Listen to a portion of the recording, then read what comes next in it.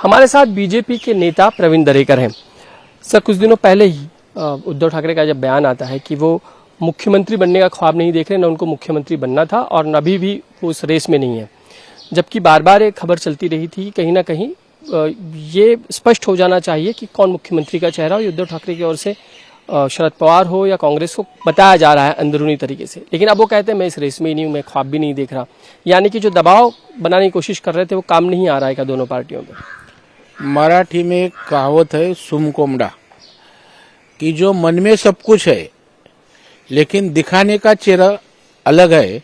यह उद्धव ठाकरे की राजनीति है।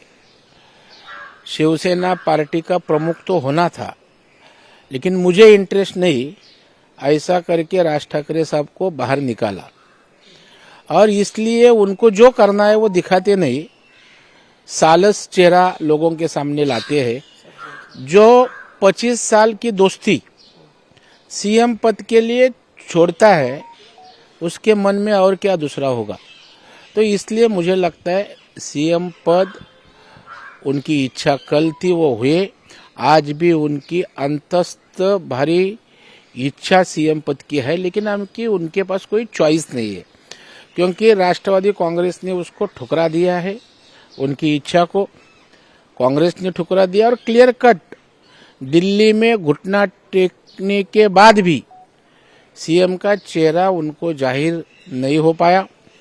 शरद पवार साहब ने क्लियर कट बताया कि सीएम का चेहरा चुनाव के बाद डिसाइड किया जाएगा। इसलिए अभी उनके मन की इच्छा संजय राउत के मुंह से बाहर निकलती है, लेकिन उद्धव ठाकरे के मन में सीएम पद है। चुनाव के बाद वो अपना असली रंग दिखा देंगे।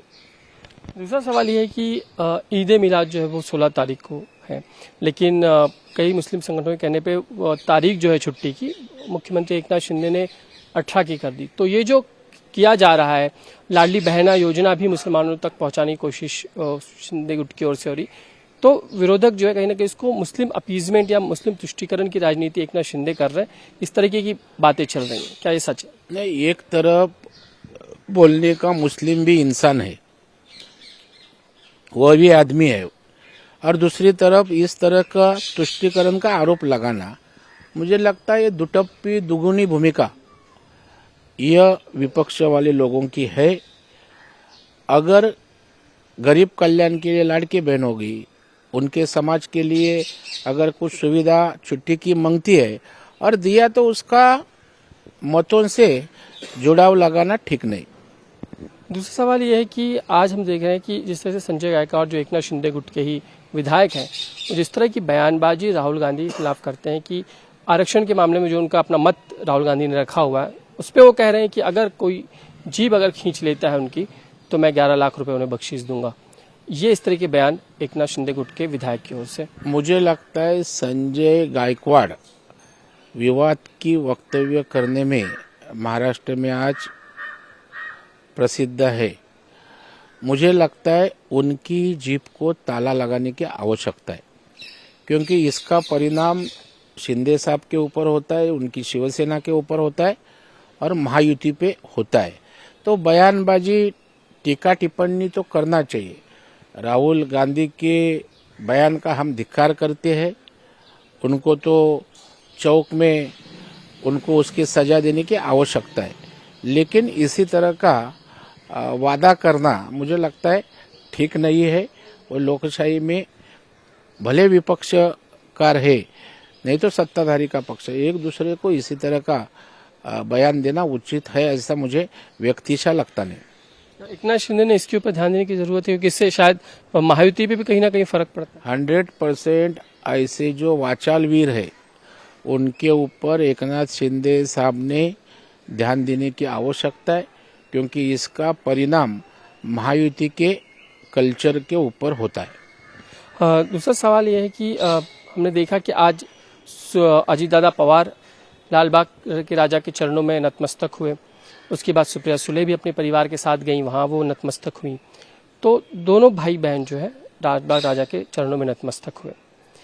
उसके पहले शरद पवार भी जाके आ चुके थे। अब इसी को आप किस तरह से देखते हैं? शरद पवार साहब ने लालबाग के राजा पे दर्शन को जाके नौटंकी की थी। और सुप्रिया सुले तो उनकी बेटी है, और उसी तरह वो भी लालबाग के राजा के दर्शन को गई है।